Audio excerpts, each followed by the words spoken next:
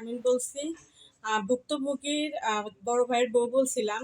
আমার ননদের সাথে তাদের সাথে আমার বিয়ে হয়েছে 16 বছর হয়েছে, কিন্তু কখনো এই জমি নিয়ে বিরোধ আমি দেখি নাই। আমি জানি যে এই জমিটা আমার ননদ ভোগ করতেছে বা ওনারাই সবসময় খাজনা টাজনা সব কিছুই দেয়।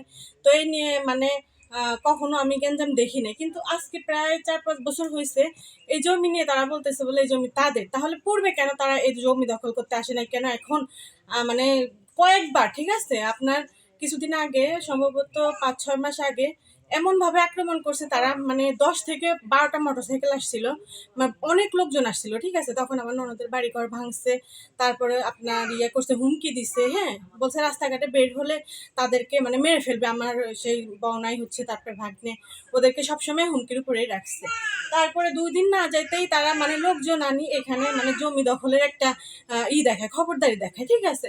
তো এই পর্যায়ে আজকে দেখা যাচ্ছে যে তখন আমরা এই বিষয়টা সাংবাদিকদের জানাইছি, তারপরে উপরে মহলে জানাইছি, কেস চলতেছে, কিন্তু তারপরেও তারা কেন এই মানে 2 দিন না যাইতেই এখানে হামলা দেয়। গতকালকে এখন 2025 আপনার হচ্ছে তারিখ হচ্ছে কত, আজকে 15 তারিখ। হ্যাঁ, অক্টোবরের 15 তারিখ।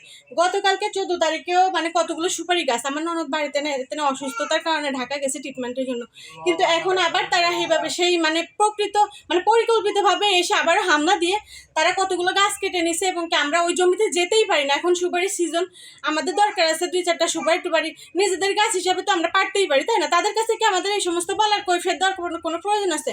তারা যদি এই সমস্ত বিষয়ে কোনো দখলদারি করতে আসে, তাহলে তারা আদালতে আসুক বা বিচারের মাধ্যমে আসুক।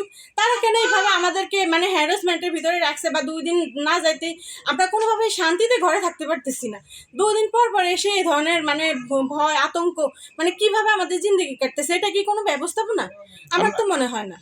আমরা শুনতে পাচ্ছি যে এখানে ওই যে সেলিম আমিনের ছেলে আফ্রিদি আসছে। জি জি, পূর্বেও যখন আসছিল সে মানে এদের নেতৃত্ব দেয় হচ্ছে আফ্রিদি। হ্যাঁ, এদের মানে যত গাইডলাইন সব আফ্রিদিকেই, মানে আফ্রিদি হচ্ছে মেন, ছেলে আমিনের ছেলে। তো ও দেখা যাচ্ছে যে প্রতিনিয়ত শুনতেছি হুমকিও দেয়, ঠিক আছে। আমার বোনের বাড়ি থেকে বের হলেই তাকে হুমকি দিচ্ছে, এই যে ভাগনাকে হুমকি দিচ্ছে, ও স্কুলে যায় যে মাদুরঘাট, ওইখানে যেতে পারে না, ওকে মানে এই ধরনের হুমকি দেয়, ঠিক আছে। তো আমি তো দেখতেছি যে তারা এই জমিনে যা শুরু করছে, তারা মনে হয় যে মানুষের জীবন কেউ পরোয়া করে না। তারা যেভাবে যে কাজগুলো করতেছে, গতকালকে যে ঘটনাটা ঘটছে আপনারা দেখছেন হয়তো বা, এখানে যে কতগুলো সুপারি গাছ কেটে ফেলছে। এখানে যদি আমার ভাগিনা একা বাড়িতে, আমার ননদ তো বাড়িতে নাই, যদি এখানে কোনোভাবে কথা বাড়াইতো, তাহলে তো অবশ্যই ওকেও দেখা যাচ্ছে যে এখানে মেরে ফেলতো। যে একটা পরিস্থিতি, ওকে তো রান্তা নিয়ে না দৌড়ে আসছে কালকে, ওইগুলো আমাদের কাছে ভিডিও আছে, আপনারা চাইলে দেখতে পারবেন। পরপর আমরা এটার জন্য সুষ্ঠু বিচার চাই। তারা যেন এইভাবে ভূমিদস্যুগিরি না করতে আসে। এটার একটা, তারা যদি জমি যদি তাদের এরকম কোনো থাকে, প্রমাণ থাকে যে তারা এই জমির মালিক, বা তাদের কাছে ডকুমেন্ট থাকে, তাহলে তারা বিচারে আসুক।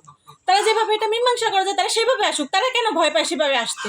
তাদের যদি কাগজপত্র প্রপারলি থাকে, তাহলে তারা, আমার মনে হয় যে তারা যদি বিবেক সম্পন্ন হয়, তাহলে তারা সেইভাবে আসুক, এসে তারপরে তাদের জমি যেভাবে তারা আমাদের থেকে উদ্ধার করা দরকার সেভাবে করুক। কেন এভাবে ভূমিদস্যুগিরি 2 দিন পর পর করতে আসে, আমাদেরকে হুমকি দেয়? এটা কোন ধরনের বিচার বিশ্লেষণ? আমি আপনাদেরকে জানাচ্ছি, এবং কি উপরে মহলে যারা আমার এই নিউজটা দেখবে তাদের সকলকেই আমি মানে খুব আকুতি এবং কি বিনয়ের সাথে জানাচ্ছি যে এই জমিটা সুষ্ঠু একটা তদন্ত করে জানি, এটার একটা সুন্দর সুষ্ঠু ফয়সলা করে। কারণ হচ্ছে এখানে তো মানুষের দেখা যাচ্ছে যে পরিস্থিতিতে আছে, যে কোনো মুহূর্তে মার্ডার হতেই পারে। তারা 2 দিন পর পর যে পরিস্থিতিতে আসে, দেখা যাচ্ছে আমরা যদি কোনোভাবে এটার জন্য করি, বাধা দেয়, তাহলে আমাদের গায়ের দিকে আসে। আপনারা পূর্বে যেগুলো ঘটনা আছে দরকার, আশেপাশে যারা আছে সকলের কাছ থেকে আপনারা রিপোর্ট করেন, রিপোর্ট করে এটা একটা সুস্থ মীমাংসা করে দেন। কারণ এইভাবে তো একটা জিন্দগি চলতে পারে না। আমার এতটুকুই বলার ছিল।